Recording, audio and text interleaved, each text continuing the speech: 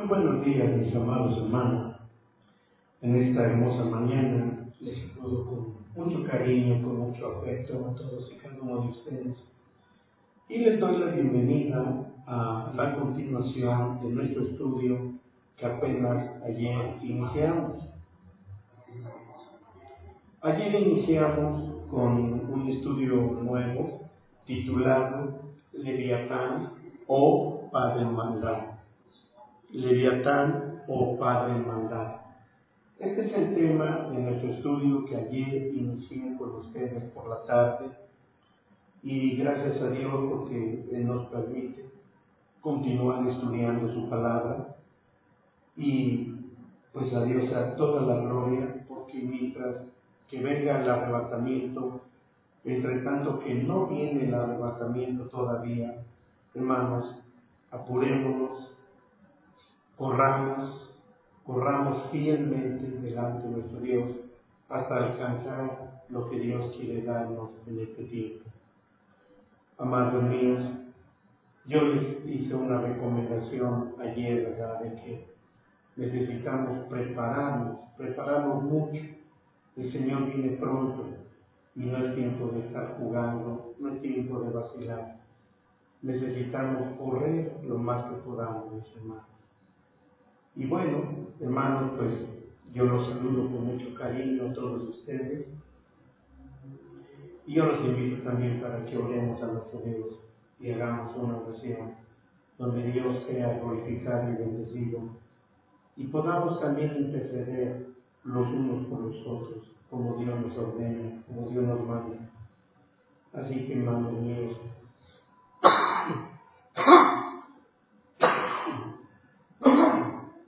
perdónenme. Así que, hermanos míos, pues oremos pidiéndole a nuestro Dios y por las necesidades de nuestra familia espiritual. Oremos. Mi bendito Dios y Padre eterno, en esta hermosa mañana para mí es un gozo, es un placer, es un deleite poder estar aquí, Señor Dios, pese a mi dificultad que tengo todavía, mi enfermedad que tengo encima de mí. Pero, mi Dios,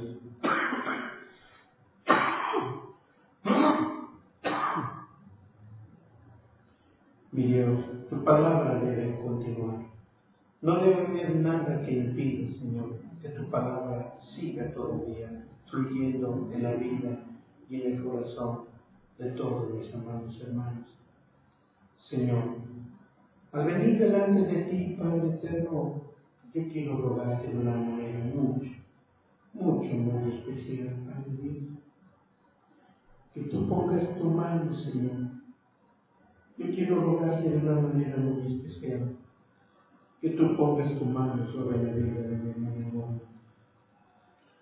Tú sabes cuánto la quiero, Señor Dios, y cuánto quiero también a sus hijos, a Damián y a Dani. Mas en este momento, Señor, Dani ha estado enfermo, Señor.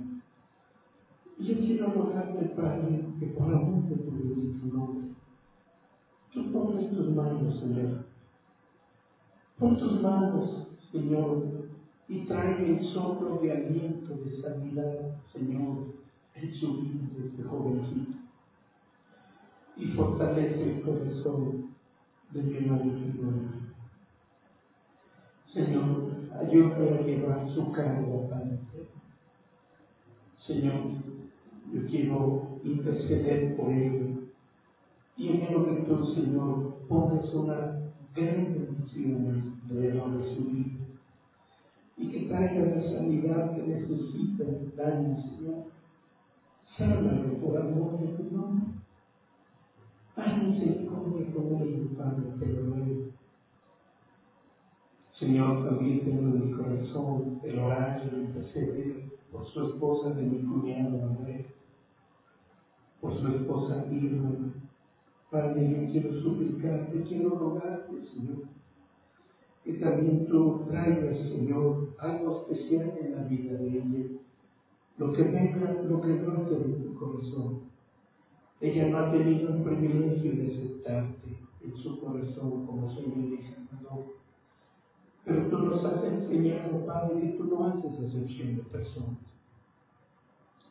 Y yo te ruego que tú pongas tu mano sobre ellos, Padre Dios. En el nombre glorioso de Jesucristo yo te lo ruego, humildemente, Dios.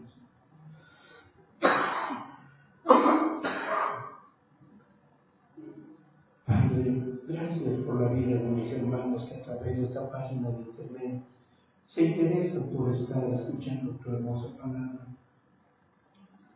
Bendícelos también a ellos. Son gente esforzada, que busca tu verdad, que busca tu palabra, que conocen, mi Dios, que tú eres su amo, su reino, su Señor, su causa y efecto. Bendícelos abundantemente, Padre. En el nombre glorioso de mi Señor Jesucristo te lo ruego.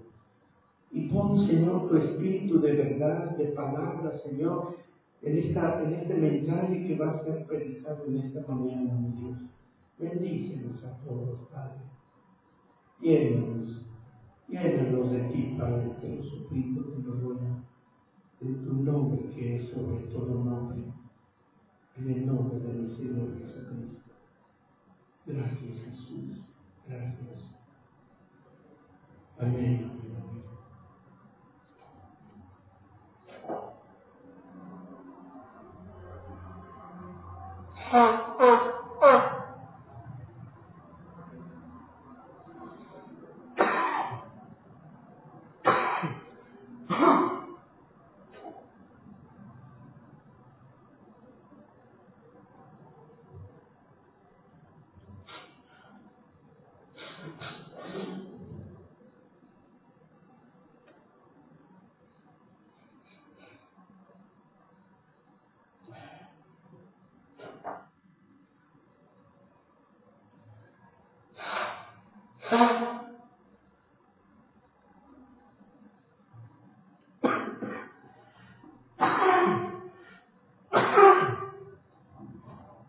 Bueno, les ruego me disculpen.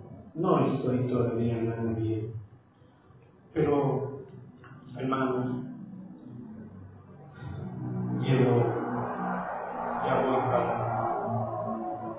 ya voy para 50 años predicando la palabra de Dios, casi los 365 días del año, sin tomar vacaciones de ningún tipo. Y lo digo con verdad, porque ha sido ese mi placer toda la vida. No me estoy quejando, ya sabe que no. Y cuando no lo hago, siento que me falta algo importante en mi vida. Así que yo lo hago para ustedes, ahora mayormente para ustedes que son para mí una familia a través de la internet. Gracias a Dios por la vida de todos ustedes. No tengo tantos seguidores como lo tienen otros grandes predicadores, pero eso no importa. Sé que de alguna manera esta palabra va a quedar en la vida, en el corazón de mucha gente y quedará para la posteridad. Cada palabra, cada sermón, cada estudio, cada prédica quedará para la posteridad como un testimonio de que la palabra estuvo ahí y que hubo muy poca gente interesada en oír este mensaje, esta palabra. Así que, amados míos, doy gracias a mi Dios por la oportunidad que ustedes me dan de poder traer este mensaje. Eso me ayuda a mí a dar mi servicio a Dios. Ustedes son ese motivador que me impulsa a obedecer a mi Dios, predicando su palabra. No me creo. El hecho de que yo esté aquí no me obliga a nada ni a nadie, excepto la responsabilidad y la carga que Dios ha puesto en mis hombros, como Él lo dejó escrito, ir y predicar el Evangelio por todo el mundo. Y yo sé mis palabras y sé por qué las digo. No voy a entretenerlos con mi testimonio. Es más importante el testimonio de Jesucristo. Como Él dijo, escudriñad las Escrituras, porque en ellas os parece que tenéis la vida eterna, y ellas son las que dan testimonio de mí. Así que yo vine a hablarles de nuestro bendito y amado Señor Jesucristo. Y quiero que escuchen ustedes este mensaje que es de nuestro Señor Jesucristo.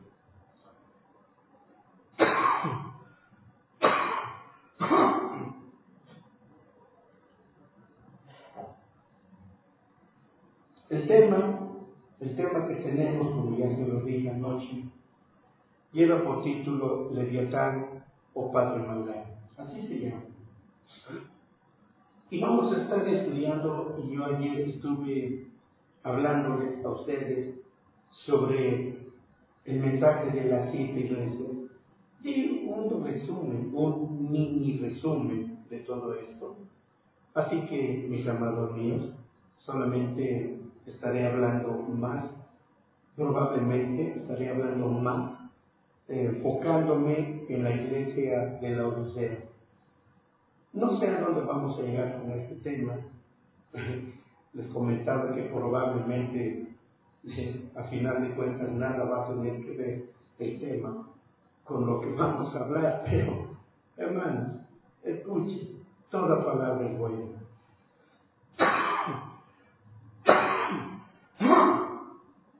Toda palabra es edificativa. Así que he estado hablándoles y de alguna manera sé que en cada etapa de la iglesia, como yo les mencioné anoche que inicié este estudio, en cada una de las 7 etapas de la iglesia, de las mencionadas en el libro de Apocalipsis, Dios siempre ha querido dejarnos plasmado un mensaje. Y para mí el mensaje más grande, entre tantas otras muchas cosas, es reconocer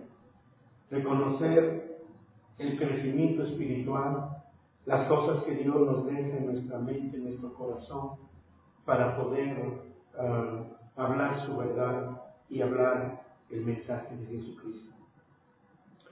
En cada una de las 7 iglesias hay una oportunidad de crecimiento para cada uno de nosotros, y cada una de las 7 iglesias encaja perfectamente con los 7 muebles del tabernáculo mosaico. Y por ello es por lo que el Señor nos invita a crecer, a madurar, a llegar hasta la estatura del varón perfecto. Así que, amados míos, antes que nada puedo decirles, la verdad fue enviada a las 7 iglesias naturales que existían en aquellos días de los apóstoles. El mensaje de Juan, hermanos, enviado a las iglesias, en este caso a Éfeso, a Esmirna, estos fueron 7 lugares: Pérgamo, Tiatira, Sardis, Filadelfia y la Odisea. Como pueden ver, amados míos, estas iglesias o estas 7 iglesias también representan las 7 etapas o edades en la iglesia o de la iglesia en general. Amados míos, como ya lo dije, estamos viviendo en la última etapa lo que es la iglesia de la Odisea. Yo sé que ustedes lo saben, sé que lo entienden. Ayer me preguntaba un hermano, ¿puede decirnos algunas cosas más acerca de la iglesia de la Odisea? Traté de enumerar el día de ayer, algunas de las muchas variedades de cosas que existen en la iglesia de la Odisea. Y, amados míos, puesto que estamos ya viviendo el último tiempo, debemos de ser cada día más prudentes, más sabios, más entendidos, para que de esta manera, amados míos, podamos darnos cuenta del apresuramiento que está encima de nosotros, de prepararnos para irnos ya con el Señor. De alguna manera, ustedes saben, y sé que en cada etapa de la iglesia, la gente ha estado esperando la venida del Señor Jesucristo.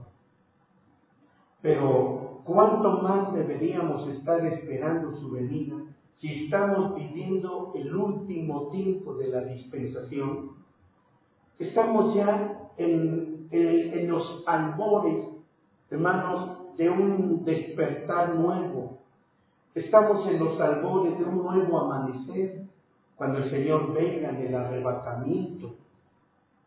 Amados, si yo me dedicara a hablar más que todo sobre la pronta venida del Señor, no solamente mencionarlo, sino hablar de las muchas multitudes de evidencias que la Biblia nos dejó y que están plasmadas ahí, pero probablemente hemos pasado nuestra vida con una ráfaga sin darnos cuenta de las evidencias que el Señor Jesucristo dejó ahí. Una de ellas, entre la multitud de todas ellas, puedo mencionarles una: la negación de la sangre, la negación del nombre de Jesucristo, la negación de la necesidad del Espíritu Santo en la iglesia, la necesidad de vivir una vida de dedicación, santidad, consagración delante de Dios, y por último, la aparición de tantos falsos profetas de Satanás enviados por toda la tierra y que están integrados como un engrane fundamental en las congregaciones. Y por último, el mensaje que estos profetas de Satanás y apóstoles de Satanás están predicando, negando el arrebatamiento de la iglesia. Para mí, hermanos míos, los dos últimos son muy importantes como para que en realidad nos pongamos a pensar qué tan cercano está el final del final que Dios dijo. Falsos profetas, la negación del arrebatamiento, sin dejar de mencionar nuevamente la negación del poder eficaz de la sangre de Jesucristo en la vida de los creyentes. Así que, amados hermanos, déjenme decirles, tan solo pónganse a ver estas pocas evidencias que estoy mencionando, y por el otro lado se darán cuenta entonces qué tan urgente es que cada uno de nosotros estemos preparándonos para la venida del Señor Jesucristo. Ya les he enseñado, hermanos, que si giran hacia el lado de la estatura de las 7 iglesias, quedando en forma horizontal, en lugar de la cruz vertical, las 7 iglesias se convierten en una figura o en un cuadro de las 7 etapas, dispensaciones o eras de la iglesia. Y los registros e historias de la iglesia cristiana, hermanos, prueban claramente esta evidencia o este hecho. La primera dispensación, como puedo continuar con lo que ayer estábamos hablando, la primera dispensación corresponde a la iglesia de Éfeso, que empezó en la iglesia católica, empezó con la iglesia católica. Ellos se llamaban o denominaban como otra iglesia. Y eso es cierto. Luego tenemos a la etapa de la iglesia de Esmirna. Si continuamos, nos encontraremos con la iglesia de Pérgamo. Luego, a la época de la iglesia de Tiatira, luego la de Sardis, para más tarde llegar a la iglesia de Filadelfia, y por último encontrarnos con la dispensación de la iglesia de la Odisea, que es en la que nos encontramos viviendo en estos tiempos. Amados míos, no hay más. Yo no puedo comprender, no puedo entender cómo es que los creyentes, los cristianos, están tan desprevenidos, están tan descuidadas su vida espiritual, están tan fuera de la voluntad de Dios, que no sé qué es lo que esperan que haya o que se encuentre arriba de la iglesia de la Odisea. Estoy hablando en ámbitos proféticos espirituales.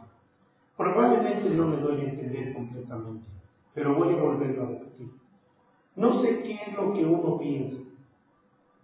Por ejemplo, uno ve las noticias, uno ve a través de todas estas cosas, y por ejemplo el gobierno, nuestro gobierno, no voy a hablar mal de él, solamente estoy mencionando, gracias, nuestro gobierno, nuestras instituciones gubernamentales dicen, para el 2080 habrá una equidad de justicia para todos nuestros ciudadanos.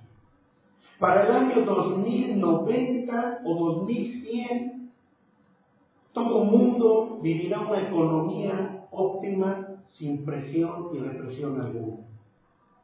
O sea, ¿qué es lo que la gente está esperando? Si yo tomo como evidencia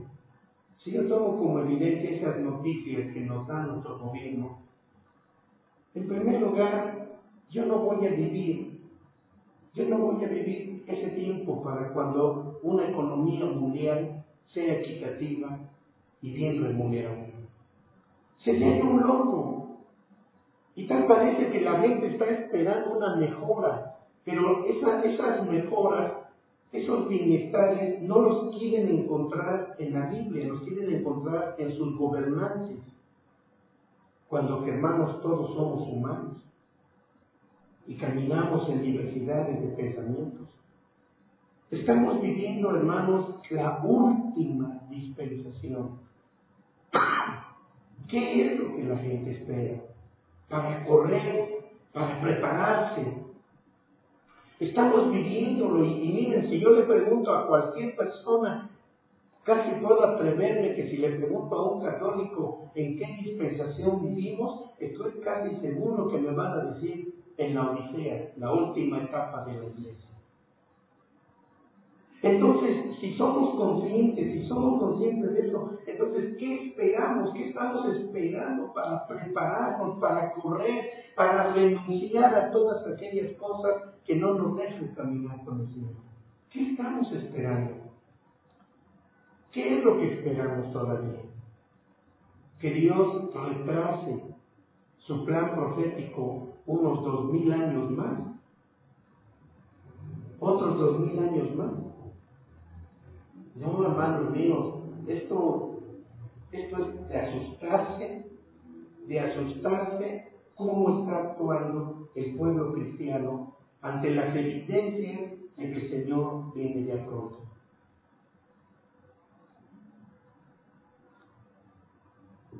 Y el pecado está arrasando todas las esferas en la iglesia, de educación, moralidad, etc. Así que, hermanos, déjenme continuar porque es importante. Ya les dije entonces, mis hermanos, que estas 7 iglesias de las cuales hemos estado hablando en el libro de Apocalipsis son un cuadro de las 7 clases de iglesia que existirán, déjenme decirlo bien. Son 7 clases de iglesias que existirán cuando regrese otra vez el Señor Jesucristo. La Iglesia Católica sigue aquí. La Iglesia Católica inició en el tiempo de la Iglesia de Éfeso. Pero también tenemos a las iglesias de Esmirna, Pérgamo, Tiatira, Sardis, Filadelfia y ciertamente a la de la Odisea, pues esta es la principal en la dispensación en la que nos estamos viviendo. También podemos ver estas iglesias como el grado de crecimiento espiritual en la estatura de Cristo, cuando menos eso lo he sabido en toda mi vida desde que entré en este camino crucificado hace 50 años. Y no he podido encontrar otra forma, otra verdad tan maravillosa, tan reveladora como lo que aprendemos en este tiempo acerca de discernir el tiempo bíblico. Y saben una cosa, también podemos ver a estas iglesias en los grados de crecimiento. Y el cuarto lugar, amados míos, esas 7 iglesias son un cuadro de cada uno de nosotros personalmente, que nos ayuda a comprender claramente lo que debemos ser a medida que crecemos. El Señor nos ha llamado a crecer en la estatura espiritual y forma de Cristo Jesús.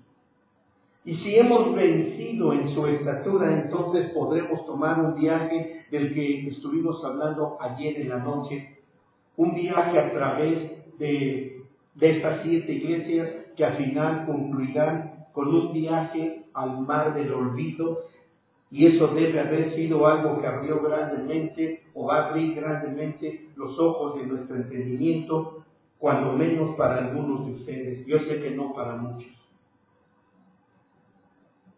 Cada día me sorprendo más. Ayer platicaba con alguien, con un hermano, y le comentaba y le decía, es sorprendente cómo el mundo cristiano está en contra del mundo cristiano. Hace muchos años, mi esposa le gustaba predicar un tema llamado el siervo infiel. Yo me acuerdo mucho. Se había vuelto un tema favorito para ella predicarlo. Pero ¿saben cuál es la moraleja del siervo infiel? La moraleja es esta. ¿Quién es tu peor enemigo? ¿Quién es tu peor oponente? ¿Quién es tu peor tropiezo en tu camino? Un cristiano resentido. Un pastor resentido. ¡Wow! Se vuelven peor que el mismo Leviatán en persona. Y efectivamente, mis hermanos, yo me doy cuenta, la mayor parte de mis enemigos no son la gente de allá afuera. Mis peores enemigos llegan a ser mis propios consiervos o gentes de otras denominaciones que tan pronto oyendo esta palabra, siendo cristianos, me han dado títulos de los más horribles que ni siquiera a Satanás mismo se atreverían a darle. Creo que le tienen más miedo o más respeto, mejor dicho, tienen más respeto a Satanás de no tildarlo como me tildan a mí. ¿Y saben qué?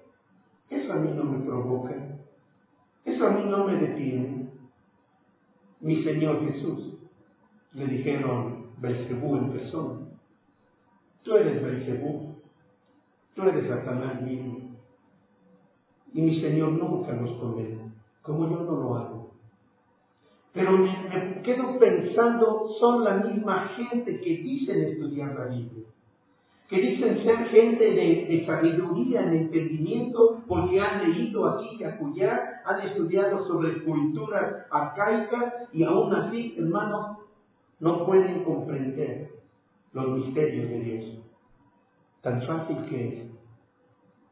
Así que, hermanos míos, ustedes han tenido suficientes diseños, esquemas y formas bajo la estatura del unigénito Hijo de Dios, el Señor Jesucristo, como para comprender lo que estoy a punto de enseñarles en esta dispensación de la iglesia de la Odisea.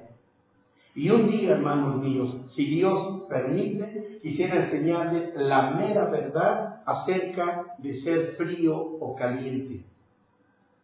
Y de alguna manera, amados míos, hemos hablado y hemos estado pasando por allí, caminando y hasta hemos danzado a su alrededor.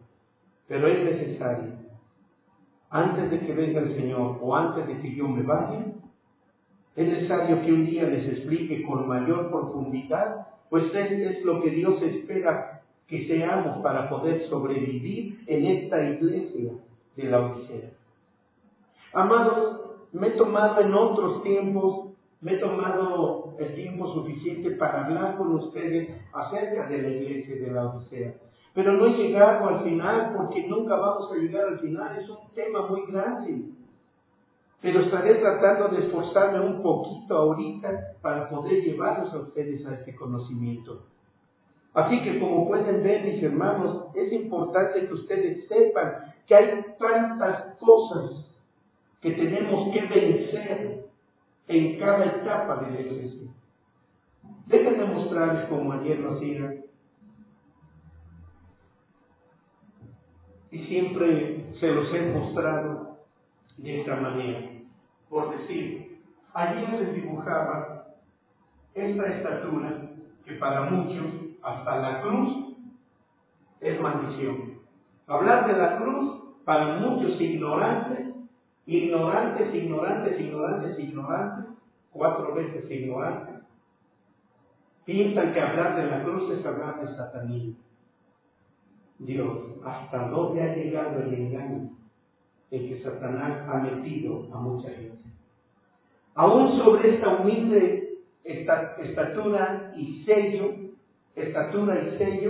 aún hasta esto, está esta gente sumergida en tan diabólica ignorancia que no pueden ver más allá de sus mentes. Son dignos de lástima, de una verdadera lástima. Ahora, haciendo pequeños cuadros aquí, como en ocasiones lo hago, solamente para ilustrar a ustedes los 7 muebles del tabernáculo. El último representa doblemente porque representa el arca, que es el 6.º mueble, y el 7.º mueble es la cornisa, el asiento de misericordia, donde estaban los querubines doblando su rodilla. Ahora, solamente para poder dejar plasmado este pensamiento, ayer les hablé a ustedes que era necesario, porque así Dios lo demanda, para todo cristiano,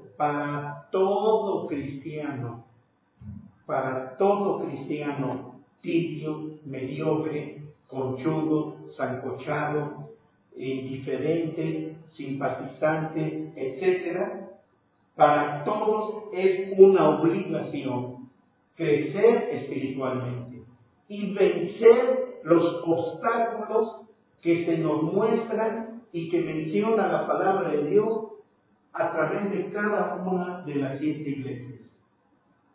¿Cómo me gustaría retomar y por qué no el mensaje de las 7 iglesias? Aunque si ustedes lo buscan en YouTube, van a encontrar el mensaje de las 7 iglesias que prediqué más o menos hace unos 3 o 4 años. Y me gustaría volver a hacerlo si el Señor me lo dijera. He sentido una comezón por volver a retomar esos temas, porque siento que Dios ampliaría todavía más el conocimiento de lo que se pudo haber dado en aquel tiempo. Pero a veces se me dificulta explicar este punto. Oigan bien, haré un nuevo esfuerzo. Cada iglesia representada por cada uno de los 7 muebles del tabernáculo, como ya dijimos, aquí tenemos a Éfeso, Esmirna, Tiatira, Sardis, Pérgamo, la iglesia del amor, Filadelfia y por último la Odisea. Cada una de estas 7 iglesias nos muestran las cosas que debemos, las cosas de oposición que vamos a encontrar en cada una de ellas, y que, hermanos, nosotros no tenemos opciones más que vencer. Aquí no se trata de que o vences o no vences. No, aquí es o vences o vences. Así de sencillo. Entonces, mis hermanos míos, no hay nadie que esté exento de tener que vencer lo que hay en cada uno de ellos. Pero déjenme decirles, como ya les mencioné, a veces me siento como un tonto sumergido en un mundo de conceptos y principios tan grandes que en realidad siento que voy a colapsar. Pero solo quiero mostrárselos así, de menos a más. De menos a más. Por ejemplo,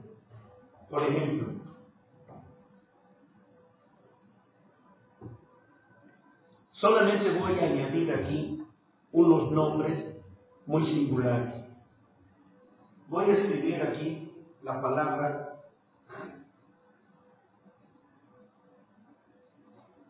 Satanás, diablo,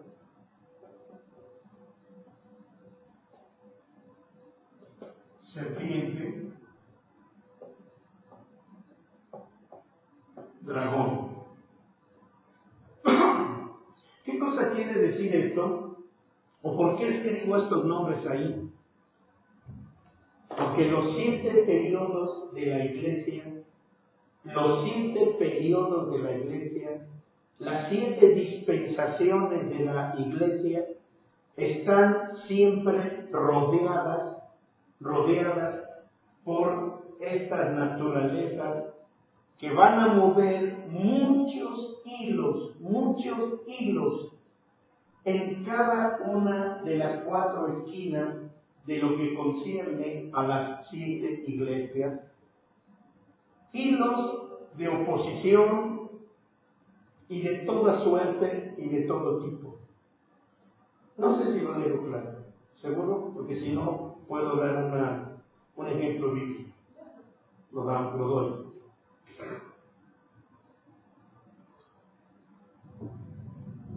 Quiero que me acompañe. Como ven, no estoy corriendo como en otras ocasiones. Ajá.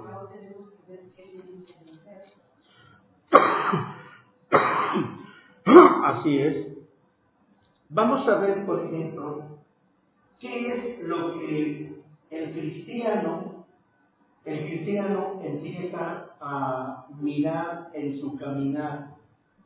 Déjenme escribir también adicionalmente, porque sí lo voy a necesitar, 4 aspectos del crecimiento y desarrollo de cada persona. Por ejemplo, aquí encontramos el ámbito de ser un niño. Y estoy hablando, cuando digo niño, estoy refiriéndome en ámbitos totalmente espirituales. Niño,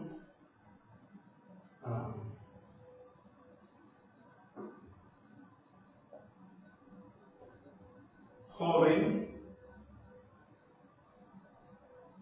adulto, anciano. Ahora, ¿por qué escribo estas 4 características en la estatura del tabernáculo mosaico? Se lo voy a decir. Porque cuando iniciamos nuestro caminar por Jesucristo, empezamos como un niño. Jesús mismo se lo dijo a Nicodemo: es necesario nacer de nuevo. Y empezamos como un niño. Y como niño espiritual, como niño espiritual, tan solo vean el peligro que se cierne en la vida de un niño, porque es atacado por la naturaleza de Satanás. Ahora, vamos a ver nada más como muestra, dice un dicho, basta un botón. Estoy en Apocalipsis capítulo 2.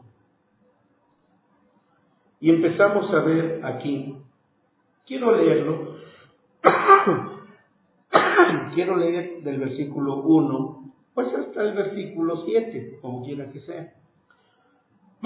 Y dice: escribe al ángel de la iglesia en Éfeso, el que tiene 7 estrellas en su diestra, el cual anda en medio de los 7 candeleros de oro. Él dice estas cosas. Y le empieza a decir a los niños espirituales que apenas empiezan su caminar para crecer, para proyectarse hasta la parte más alta en su desarrollo y crecimiento espiritual. Empieza a decirles: yo sé tus obras, conozco tu trabajo, y sé también de la paciencia que tienes.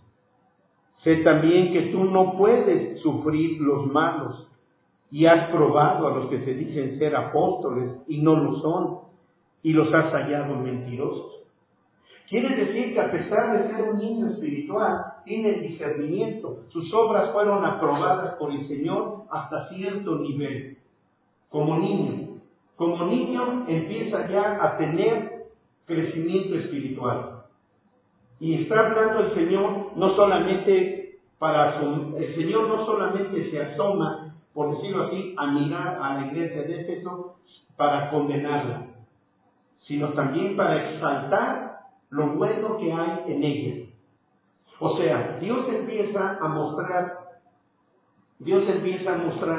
no solamente cosas malas, Él empieza a mostrar en la iglesia de Éfeso las cosas buenas y las cosas malas.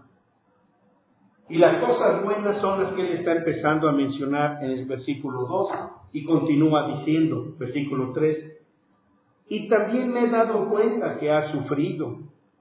También no desconozco que has tenido paciencia y has trabajado por mi nombre sin desfallecer. O sea, Él está exaltando las cosas maravillosas que han logrado obtener los niños espirituales en su avance con el Señor.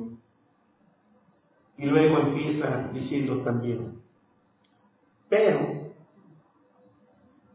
tengo contra ti que has dejado tu primer amor. O sea, las obras maravillosas, las obras buenas, admirables, fíjense bien en esto, que los niños espirituales estaban ya haciendo, desarrollando en su avance con el Señor Jesucristo, los llevó por influencia de Satanás a pensar en el orgullo espiritual y los llenó de tanto orgullo espiritual que ellos pensaron que con esas obras todo estaba concluido, pero nunca dieron honra y gloria a Dios, reconociendo que si ellos pudieron hacer por lo menos una obra buena aceptada ante Dios, nunca aceptaron que vino por Dios en sus vidas, porque Dios estaba trabajando en sus vidas. Ellos solamente lo vieron como mis obras. Vean mis obras, lo que yo he podido hacer. Y eso era un grande error. Así que dice el Señor, ahora me doy cuenta que has olvidado tu primer amor. En otras palabras, dicho de muchas maneras, el significado de el primer amor, Él está diciendo, pero has olvidado de dónde y cómo y por qué pudiste hacer todas estas buenas obras. Si no hubiera sido por mí, tú nunca hubieras hecho una sola obra buena. Fíjense bien en eso. Es como Nabucodonosor. Nabucodonosor era como un niño jugando con su Babilonia. Y se puso a mirar su gran Babilonia. Y dijo, todo lo que yo he hecho en mi esfuerzo, en mi gran esfuerzo por reinar, nada parecido, nada en el mundo se le parece a mi Babilonia. Y el Señor vino y le dijo, recuerda de dónde te vinieron las fuerzas, la sabiduría, el poder, para hacer de tu Babilonia todo. Dios no estaba molesto con la suntuosidad, no sé si te he dicho bien, con lo suntuoso de la Babilonia. Dios no estaba inconforme con eso. Al fin y al cabo, eran obras terrenas. Fíjense bien en eso. Dios no estaba enojado con Nabucodonosor por su gran Babilonia. De todas maneras, la Biblia dice, de Jehová es la tierra y su plenitud. Dios solo le permitió hacer sus juguetes babilónicos, no estoy hablando de otras cosas, estoy hablando de su Babilonia. Dios le permitió construir sus juguetes que le traían satisfacción en los terrenos de Dios. ¿Sí? Lo único que Dios demandaba era ¿qué cosa? A ver, piensen.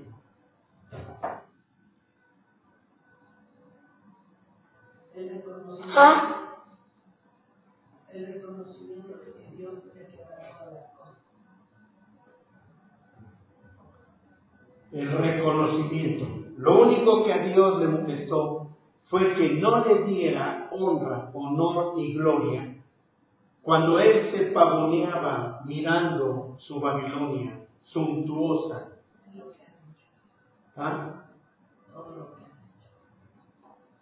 Así que de alguna manera eso fue lo que el Señor se enojó. Él se enoja de que tú tengas, si tú quieres, tu pantalla de 100 o 2000 pulgadas.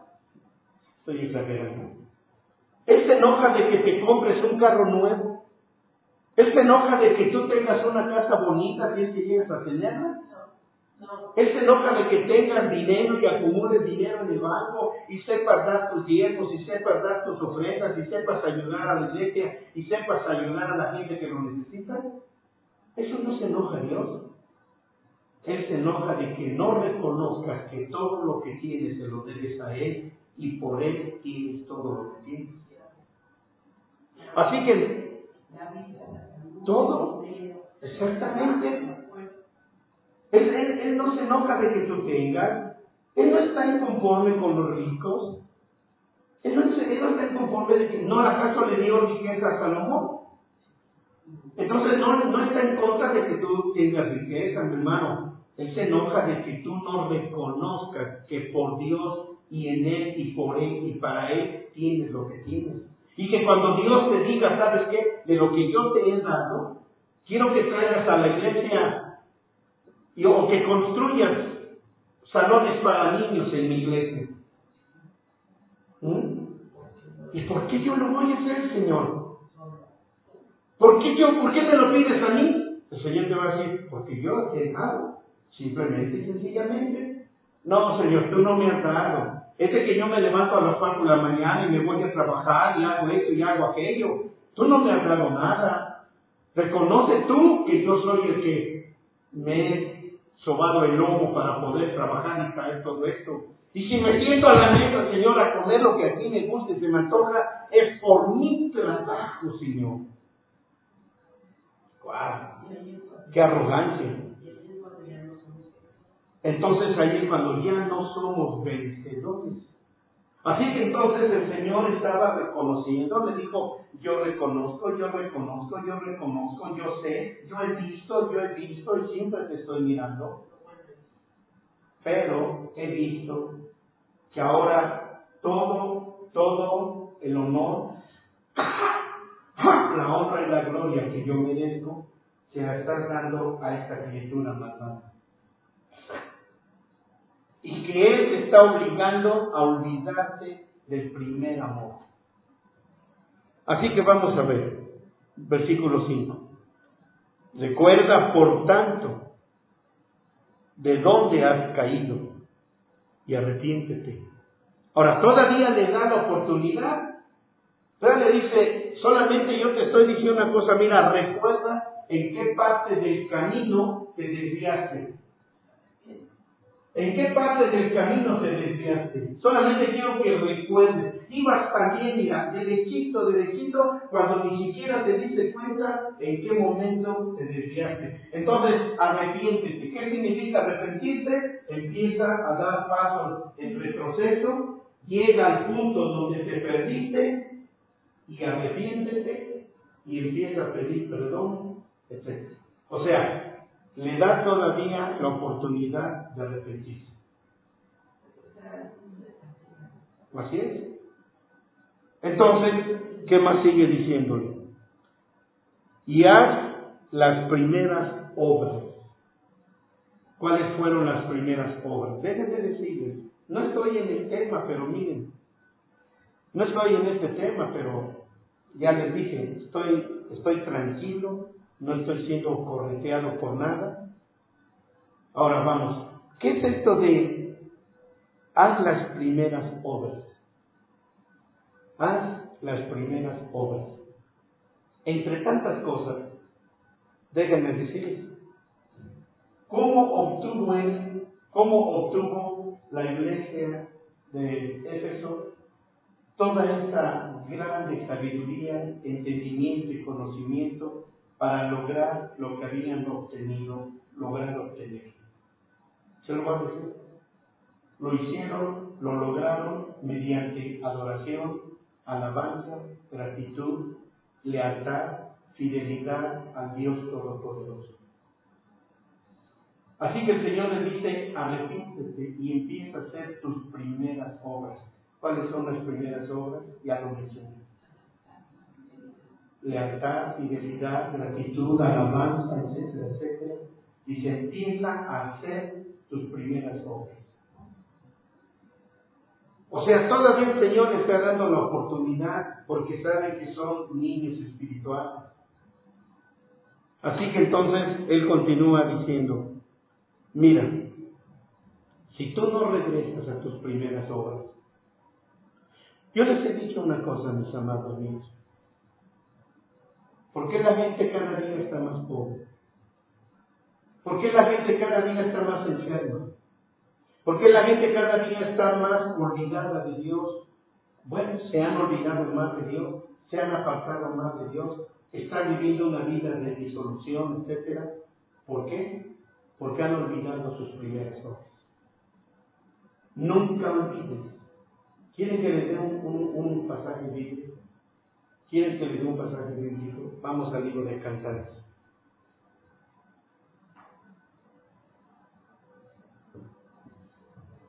Vamos al libro de Cantares. Les voy a dar solo un pequeño versículo aquí, capítulo 8 me parece.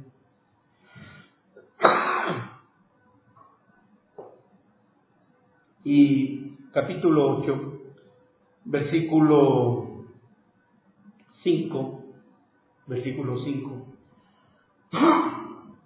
Mis hermanos de internet, aunque lo vean, mis hermanos que lo vean de forma diferida, vayan a Cantar el capítulo 8, versículo 5.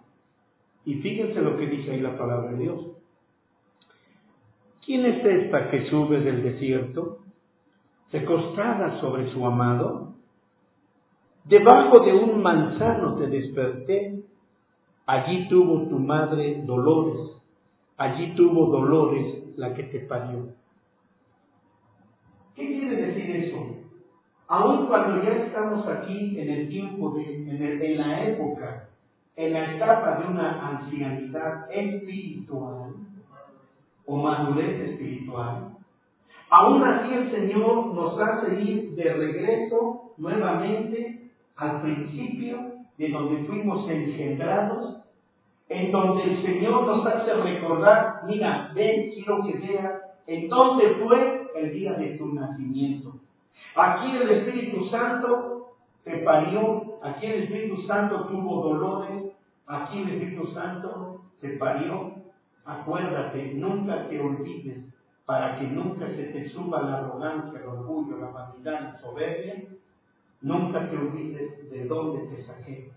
Y nos vuelva a llevar de regreso para siempre recordar que la honra, la gloria, la adoración, la gratitud, la lealtad, la fidelidad y la alabanza es para nuestro Dios.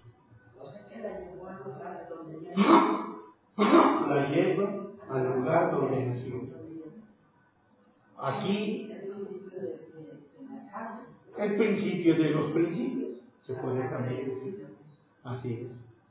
El principio del principio. Y sobre todo que ella también ya es adulta. Sí. Ya recostada sobre el pecho de la Aquí es. Así es. Exactamente.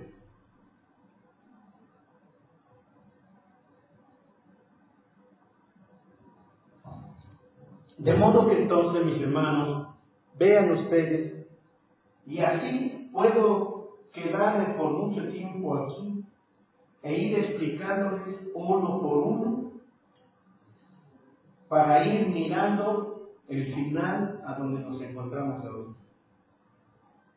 Bueno, entonces estábamos ahí en Apocalipsis, déjenme regresar para último, nada más para terminarlo, y con esto lo acabo. Bueno, acabo mi clase de hoy en esta mañana. Dice entonces, continuamos, capítulo 2 de Apocalipsis, versículo 6. Dice, mas tienes esto. Pero espérenme. Y regreso al 5. Dice, arrepiéntete y haz las primeras obras. Ya les dije cuáles son las primeras obras. ¿Saben una cosa, santos? Ustedes jamás deben olvidar las primeras obras. Jamás. Hay veces nos sentimos tan creciditos espiritualmente que decimos, yo ya dancé por 10 años. Yo ya hablé en lenguas por 10 años, yo ya no debo de hacerlo, que lo hagan los nuevos, los que vienen detrás de mí. Yo ya no debo de venir a la iglesia, que lo hagan los nuevos. Yo ya no debo de leer tanto la Biblia, ya la leí por 10 años, así que lo hagan los que vienen atrás de mí, yo ya no tengo necesidad de nada. Yo ya no tengo necesidad de diezmar, de ofrendar, de danzar, de hablar en lengua. No tengo necesidad de ir a la iglesia porque ya lo hice por 10 años, que lo hagan los demás, los nuevos. Yo ya puedo quedarme en casa, ya estoy suficientemente grandecito como para estar en la iglesia todo el tiempo. Pero dice el Señor, en todo tiempo, en la etapa en que tú te encuentres en tu caminar espiritualmente hablando, nunca olvides las primeras obras. Nunca olvides las primeras obras. Yo era el que llegaba tempranito, tenía que esperar a que abriera la iglesia, porque estaba yo un niño. Pero ahora que ya he crecido, ya llego a la hora que me da la gana de llegar a la iglesia. Llego a la hora que se me da la gana de llegar y ya no, que lleguen los que vienen atrás de mí. Yo ya estoy muy crecido. Yo ya puedo llegar a la mitad del culto, al final del culto, ya nada más para decir gracias a Dios y me regreso a casa. Yo ya hice mucho. Pero el Señor te dice, haz tus primeras obras. Espero haberlo dejado claro qué son esas primeras obras. Y vean esto. Esto es muy delicado. Esto es demasiado delicado lo que les voy a decir. Dice, y haz tus primeras obras, pues si no lo haces, vendré rápidamente a ti y quitaré tu candelero de su lugar, si no te hubieses arrepentido. En otras palabras, lo que has ganado, lo que dices haber ganado, te lo quitaré. Te lo quitaré. Y usted puede pensar, hermano, puede pensar y puede decirme, pastor, eso no creo yo que Dios lo haga.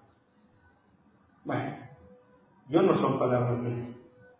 No son palabras mías sacadas de mi mano. Están aquí en la Biblia. Mas tienes esto, que aborreces los hechos de los nicolaitas, los cuales yo también aborrezco. Entonces, el Señor está diciendo cuáles cosas tenemos que vencer. Y si vamos a la siguiente etapa, que es Esmirna, si vamos a la siguiente, pues encontraremos algunas otras cosas que ya la iglesia de Esmirna aquí ya venció acá, pero ahora le encuentra con otros oponentes más feroces. En su avance va a encontrar otros oponentes. Y así sucesivamente, mis hermanos. Espero haberlo dejado claro, y si Dios lo permite, hoy por la tarde. No sé si continúe hablando a grandes rasgos las cosas que necesitan ustedes entender para saber que tenemos oponentes y que nuestra vida va, hermanos, avanzando hasta llegar a la perfección, a la perfectura en Cristo Jesús. Bueno, mis hermanos, que Dios los bendiga, que Dios los guarde. Por la tarde, si otra cosa no sucede, estaremos aquí nuevamente a las 6 de la tarde. Que Dios los guarde, que Dios los bendiga, que Dios esté con ustedes. Vamos a darle gracias a nuestro Dios. Mi bendito Dios y Padre eterno, yo quiero darte la honra y la gloria, la adoración y la alabanza que tú mereces. Mi Dios, por favor, Padre Dios, yo te suplico y te ruego que tú bendigas el corazón de mis hermanos, que en diferido estarán presenciando, oyendo este estudio de la palabra. Tú tienes el tiempo para cada persona. Tienes el tiempo propicio para que cada persona pueda alimentarse de este mensaje, de esta palabra. Ahora, Padre Dios, yo te ruego y te suplico que tú toques corazones, que tú vengas y toques los corazones de tanta gente que necesita esta palabra. Señor, no estoy aquí como un loco hablando solo. Sé que hay gente que van a escuchar tu palabra. Sé que hay gente que andará navegando en la internet y no será una casualidad el que lleguen a este mensaje que se ha dado ahorita en esta mañana. Gracias, mi Dios. Yo he cumplido, por lo menos en este momento, el haber dado tu palabra. Señor, el que mucha gente apague antes de tiempo el mensaje es porque no pueden resistir el poder de tu palabra. Es porque no pueden resistir el poder de tu palabra, por eso lo cortan antes de tiempo, al inicio, antes de la mitad, a la mitad, ya se fueron, porque no soportan, porque su propia maldad y pecado no soportan el poder de tu palabra, el redargüimiento. Pero yo te doy gracias, Señor, porque por mi lado, como tú dijiste en el libro de Ezequiel, avísale de su pecado, o de otra manera, tú serás culpable por no haberles advertido. Yo he librado mi alma al haber predicado esta palabra el día de hoy, y lo seguiré haciendo, aunque no haya seguidores que tengan interés por tu palabra. Aunque no los haya, aunque sea yo, Padre Dios, como una voz en el desierto, aunque sea como una voz en el desierto, pero esto quedará ya plasmado para la eternidad, donde habrá testimonio de que tu palabra fue dada y fue hablada. Yo te doy gracias, mi Dios. Te doy gracias por tu hermosa palabra. En el nombre de Jesucristo. Gracias, mi Dios. Gracias. Ahora yo te ruego que la gracia del Señor Jesucristo, el amor de Dios, la comunión y la participación de tu Santo y bendito Espíritu sea en la vida de todos y cada uno. En el nombre de Jesucristo. Amén.